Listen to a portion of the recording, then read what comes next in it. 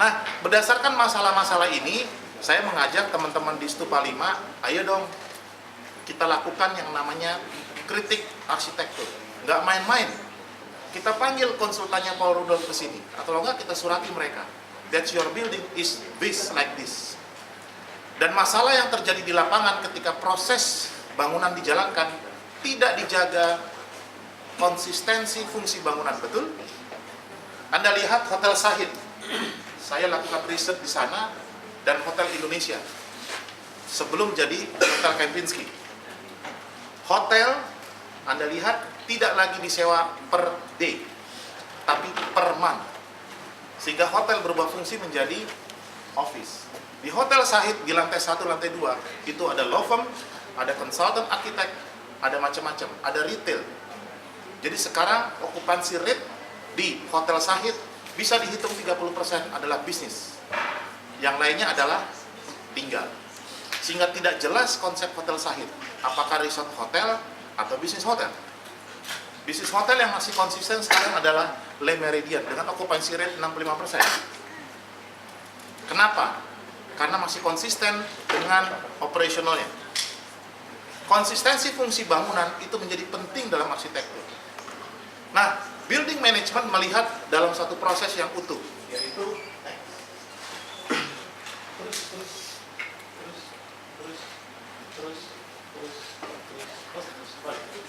ini dia. Saya kasih rumus yang sederhana aja ya. Ini sebenarnya bahan mata kuliah manajemen konstruksi, tapi ini masuk di building management, yaitu feasibility study, design, procurement, construction, operation, and maintenance. Dan ada satu bagian lagi yang namanya disampaikan oleh Bapak Ari Mukhtar Teju yang namanya adalah bionomic. Apa itu bionomic? Itu yang disebut oleh Pak Ari Mukhtar Teju sebagai AMDA. Melihat proses ini yang disebut life cycle project, referensinya adalah dari buku manajemen konstruksi profesional dari Barry Donald, bisa cari di perpustakaan, mata kuliahnya di MK, mata kuliah saya. Arsitek ada di proses mana?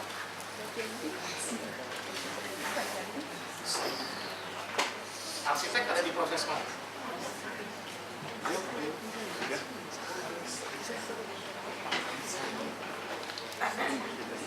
Desain. Kenapa didesain? Itu manajemen juga. Kenapa didesain? Ya Pak, namanya juga honornya dibayarnya juga di desain proses. Nggak ada urusan kita ngawas-ngawas konstruksi, betul ya? Ketika Anda bilang saya ada di posisi desain karena kita dikontrak di desain proses, betul? Tapi trennya sekarang adalah arsitek sekarang mengerjakan bagian sebelumnya yang namanya adalah feasibility study. Itu nggak gampang. Kerjaannya tahunan dan honornya besar sekali. Tapi apakah arsitek juga punya peran dalam proses operasional? Harusnya iya. Maka dari itu, the philosophy ethics of the principal architect adalah sebenarnya menjaga bangunan sampai dia roboh. Tapi masalah di lapangan adalah klien tidak mau bayar arsitek seumur bangunan, betul? Oke, kita hitunglah bangunan itu umurnya 50-70 tahun, oke. Arsitek digaji, diberi honor untuk 70 tahun, nggak ada ya? Nggak ada yang mau ini. Bener kan? Pokoknya dikasih sekian untuk desain, habis itu nanti yang kontraktornya yang lain, betul ya?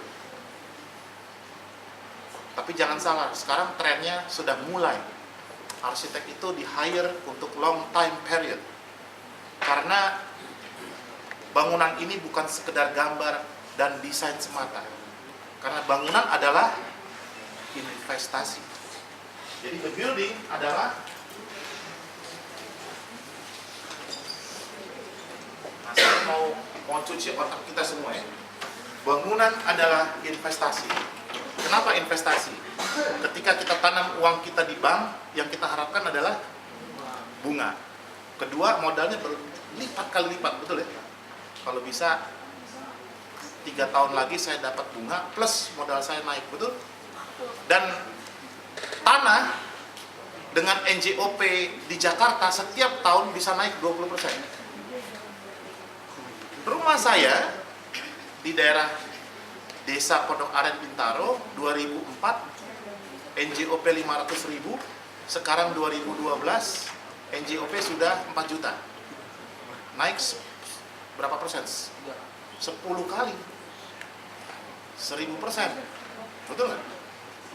Bukan 2 kali, 10 kali lipat.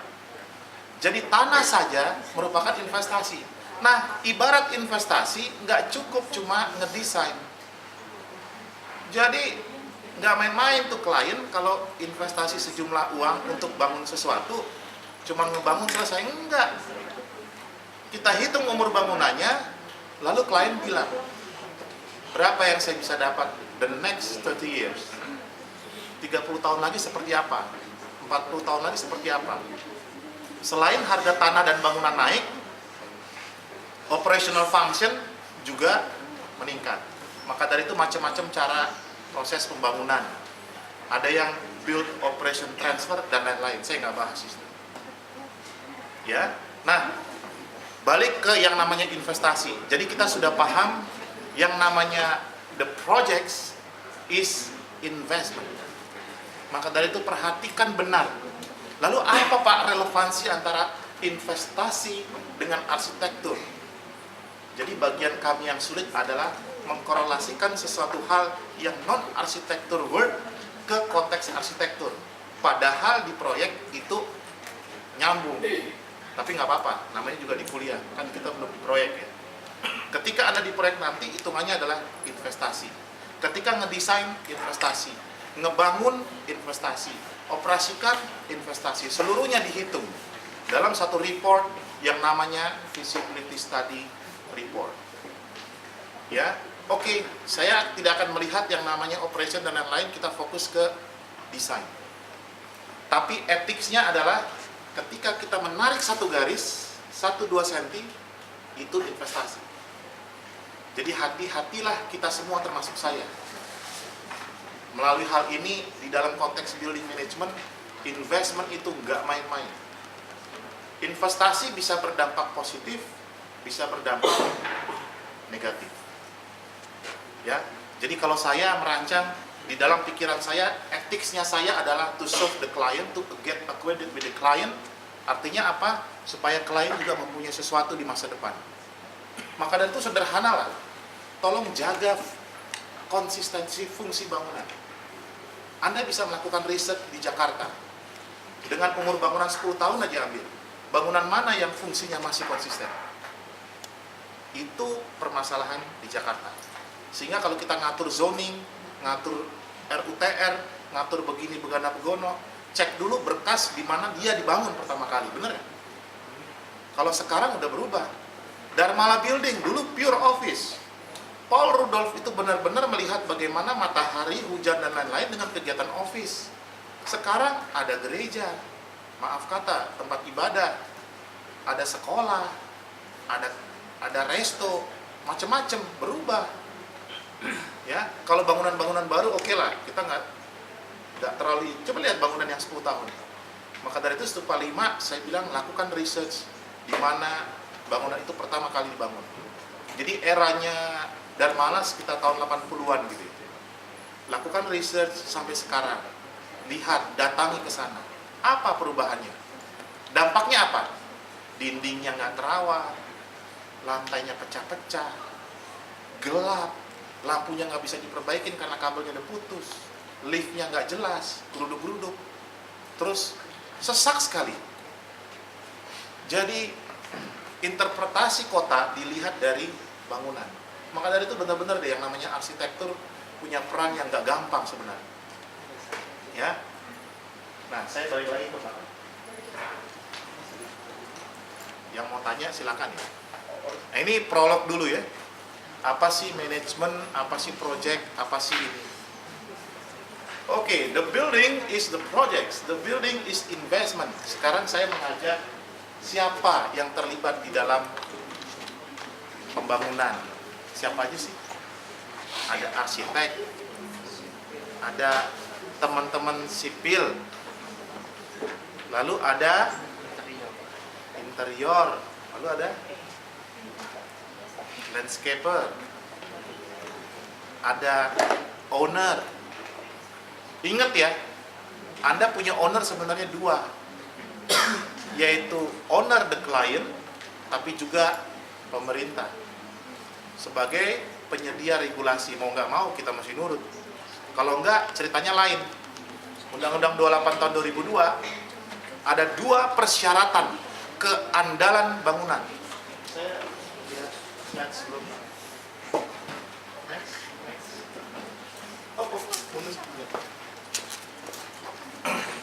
Bahasa Inggrisnya keandalan adalah reliability, reliable.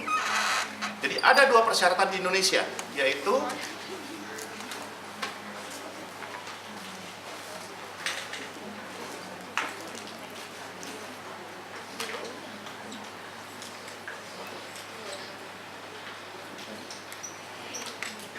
ini berdasarkan Undang-Undang Nomor 28 Tahun 2002. Jadi undang-undang diaplikasikan 10 tahun sejak diterbitkan. Jadi 2012 sudah berlaku. Semua bangunan harus punya sertifikat yang namanya SLF, sertifikasi layak fungsi. Oke. Ada dua hal. Mungkin di kelas saya belum diberikan ya, Marwin ya. Dua hal, yang pertama adalah keandalan teknis dan keandalan administratif. Nah, apa itu keandalan administratif? Pertama, sebelum bangunan itu didesain, pelaku yang mendesain benar-benar profesional dan layak, bersertifikat. Nanti kalian. Kedua, masuk yang namanya IMB. Ketiga, ketika mau dibangun, dulu ada yang namanya IPB, izin penggunaan bangunan. Diperpanjang 5 tahun, izin perpanjangan penggunaan bangunan. Sekarang tidak ada lagi. Sekarang adanya adalah sertifikasi layak fungsi. Diperpanjang dalam waktu tertentu. Seperti SIM, ya. Jadi yang tidak punya sertifikasi mulai 2012 siap-siap kalau tidak diblokir bangunannya, ditutup atau dirubuhkan. Nah, ini hubungannya sama arsitek ya. Jadi bangunan yang bermasalah sekarang yang dikejar siapa? Perancangnya. Apalagi Undang-Undang 18 tahun 99 menyatakan bahwa pelaku jasa konstruksi terkait 10 tahun sejak bangunan itu dibangun. Jadi sangat hati-hati kita ketika kita merancang, dibangun 10 tahun, our responsibility. Itu langsung di atas hukum. Kalau ada dispute, kalau ada masalah di pengadilan, dipanggil. Itu seperti jembatan Kukar, dipanggil semuanya. Ya, mau tidak mau. Lalu apa yang namanya persyaratan teknis? Yang pertama adalah arsitektur, struktur, mechanical, electrical, dan utilitas. Sehingga dua konteks keandalan bangunan ini itu masuk dalam kajian Stupa 5. Karena itu persyaratan. The reliability of the building, reliable to design, to be constructed, dan to be used.